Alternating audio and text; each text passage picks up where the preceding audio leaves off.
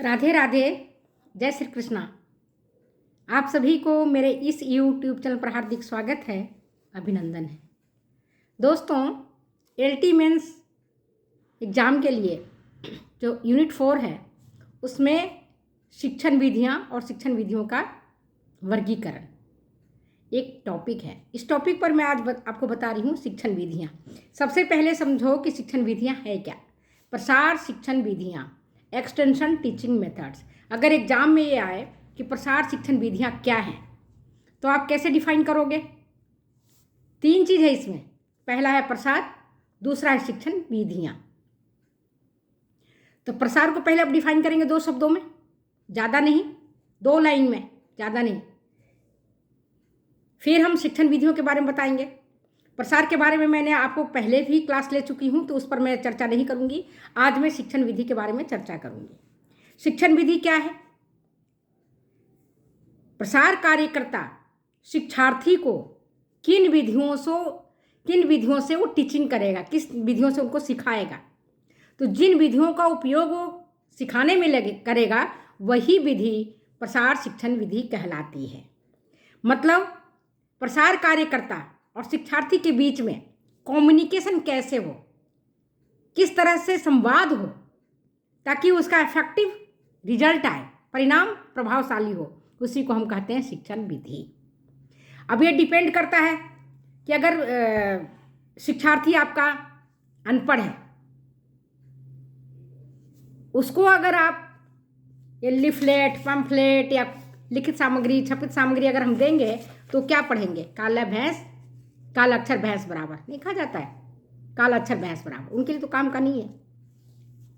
तो उनके लिए किस तरह की शिक्षण विधि का उपयोग करें जिससे कि वो समझ सकें? जो पढ़े लिखे लोग हैं, साक्षर लोग हैं, जो काफ़ी होशियार हैं, इनोवेटर हैं, जल्दी सीखते हैं, उनके लिए किस तरह का शिक्षण विधि का उपयोग करें? तो एक ही शिक्षण विधि सबके लिए काम में नहीं आता है। अलग अलग शिक्षण विधि अलग अलग शिक्षार्थी के लिए काम में आएगा। कई बार प्रसार कार्यकर्ता केवल एक शिक्षण विधि का उपयोग नहीं करता है बल्कि 2, 3, 4, 5 या इससे भी अधिक शिक्षण विधियों का उपयोग करता है। अगर हम केवल एक ही शिक्षण विधि का उपयोग करते हैं और उसकी तुलना में अगर हम 3 या 4 शिक्षण विधियों को सिखाते समय उपयोग करते हैं तो जब हम 3-4 शिक्षण विधियों का पढ़ाते समय उपयोग करेंगे तो ज़्यादा अच्छा परिणाम होगा। ठीक है, समझ में आ रही बात? तो शिक्षण विधियाँ क्या हैं? शिक्षण विधियाँ वो विधियाँ हैं जो प्रसार कार्यकर्ता और शिक्षार्थी के बीच संचार या संवाद स्थापित करने में काम आता है। शिक्षार्थी को ध्यान आकर्षित करता है, उसके भीतर रुचि डेवलप करता है और वो सीखने के लिए तैयार हो जाता है। वही शिक्षण विधि अच्छा माना जाता है। लोगों को सीखने के लिए शिक्षण विधियां अवसर प्रदान करती हैं और लोगों को कन्विंस करके, उनमें विश्वास पैदा करके, उन्हें सीखने के लिए, उनकी मनोवृत्ति में परिवर्तन लाने के लिए काम में लेती हैं। और लोग समझने को जब तैयार हो जाते हैं, प्रसार कार्यकर्ता के कहे अनुसार जब काम करने लगते हैं, तब समझो कि शिक्षण विधि हमारा बढ़िया है। और जब कार्यकर्ता के अनुसार, प्रसार कार्यकर्ता के अनुसार व्यक्ति सीखने लगता है, वो खुद काम करने लगता है, उसके भीतर संतुष्टि जगती है, वो खुद मूल्यांकन करने लग जाता है, तो हम समझते हैं कि शिक्षण विधि हमारा बढ़िया है। तो शिक्षण विधियाँ समझ में आई कि किन विधियों के द्वारा हम लोगों को समझाएं और उनके विचारों में, उनके कौशल में, उनकी मनोवृत्तियों में परिवर्तन लाएं। तो जिन विधियों के द्वारा हम उनको पढ़ाते हैं, तो उनमें परिवर्तन लाते हैं, वही विधि शिक्षण विधि कहलाती है। अब शिक्षण विधि का अगर हम वर्गीकरण करते हैं तो देखते हैं आज हम कई विधियां हैं, जैसे शिक्षार्थियों के संख्या के आधार पर, स्वरूप और प्रकृति के आधार पर, कार्य के आधार पर, सीखने के उद्देश्य के आधार पर, नवाचार निर्णय प्रक्रिया के चरणों के आधार पर, प्रसार शिक्षण के चरणों के आधार पर, आयाम के आधार पर और नवाचार के आधार पर कई सारी हम बेस लेते हैं। तो आज मैं केवल एक पर फोकस करूंगी, प्रसार शिक्षण विधियां जो शिक्षार्थियों के संख्या के आधार पर निर्भर करता है। इसमें प्रसार शिक्षण विधियां, जिसको हम संपर्क विधियां भी कहते हैं, प्रसार शिक्षण विधियों को संचार विधियां भी कहा जाता है। तो कंफ्यूज मत होना, कंफ्यूज बिल्कुल नहीं होना है। प्रसार शिक्षण विधियां अगर आप देखोगे व्यक्तिगत के आधार पर, व्यक्तियों के उपस्थिति के आधार पर, इसे 3 वर्गों में बांटा गया है। पहला है व्यक्तिगत संपर्क, दूसरा है समूह संपर्क और तीसरा है विराट जनसंपर्क। तो व्यक्तिगत संपर्क में क्या आएगा? जब हम आपसे व्यक्ति सह जाके मिलते हैं, इंडिविजुअली जाके मिलेंगे, आपसे बात करेंगे, आपसे वार्तालाप करेंगे, आपको हम कहेंगे, हम आपको कुछ सिखाएंगे, हम आपको कुछ पढ़ाएंगे, तो व्यक्तिगत संपर्क विधि कहलाती है।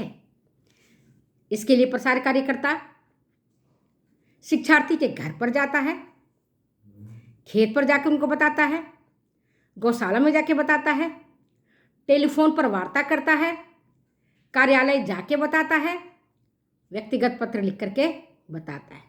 तो ये जो 5 हैं, जैसे घर पर जाकर बात करना, अगर किसान घर पर नहीं है, खेत पर है, तो खेत पर जाके बात करना, टेलीफोनिकली बात करना दूरभाष पर, कार्यालय जाके बात करना, ऑफिस में जाकर के बात करना और व्यक्तिगत पत्र लिख करके बातचीत करना, ये आता है व्यक्तिगत संपर्क विधि। दूसरा होता है, ये तो व्यक्तिगत है, इसकी मैं लाभ और हानियां बाद में बताऊंगी।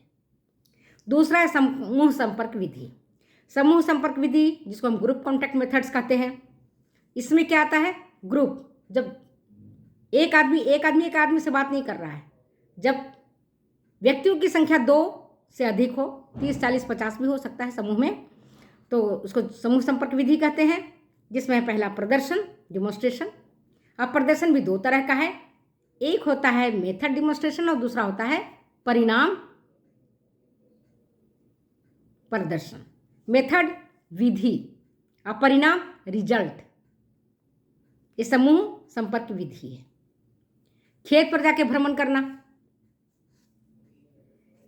प्रसार कार्यकर्ता ने मान लो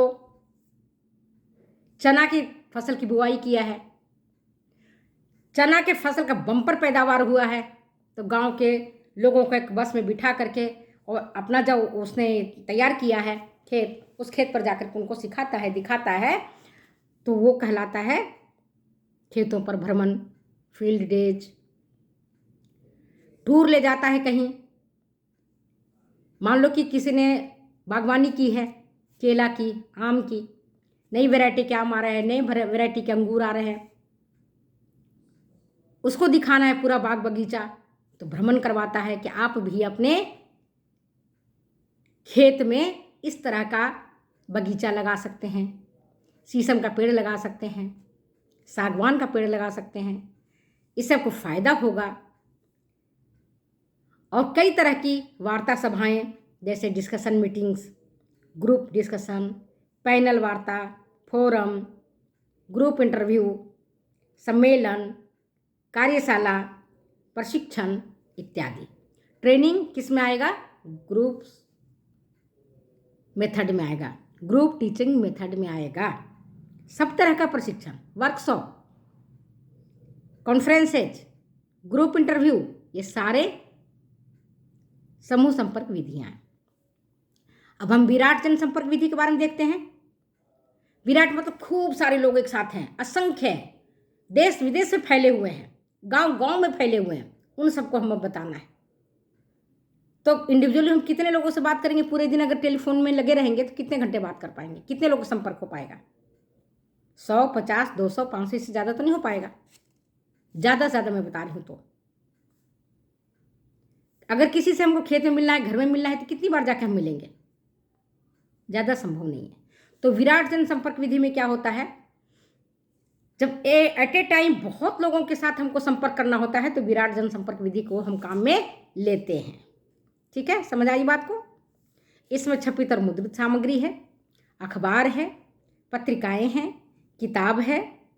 जैसे आप मान लो वृंदा सिंह की किताब आप पढ़ रहे हो, खूब सारी छपी हुई हैं, आपके पास भी है, दूसरों के पास भी है, तीसरों के पास भी है, इंडिया में भी है, इंडिया के आउट ऑफ इंडिया भी है, राजस्थान में भी है, उत्तर प्रदेश में भी, हर जगह है। ठीक है, बुलेटिन्स मान लो, पैम्फलेट, जैसे नेता वगैरह जब अपने चुनाव का टाइम आता है तो देखते हो बांटते रहते पर्चा, अरे इनको वोट दीजिए, अखिलेश जी को वोट दीजिए, या योगी आदित्यनाथ जी को वोट दीजिए, या अशोक गहलोत जी को वोट दीजिए, मोदी जी को वोट दीजिए। कितने सारे उड़ाते चलते हैं, अब बताते चलते हैं। तो है ना, पैम्फलेट्स, परिपत्र, सर्कुलर पत्र, flash card, radio, television, internet, mobile, जैसे अभी मैं मोबाइल से बातचीत कर रही हूँ। तो ये सब विराट जन संपर्क विधियाँ हैं। फिर मिलते हैं अगली वीडियो में। वीडियो लंबा हो जाएगा, बोर हो जाएंगी। Okay, bye.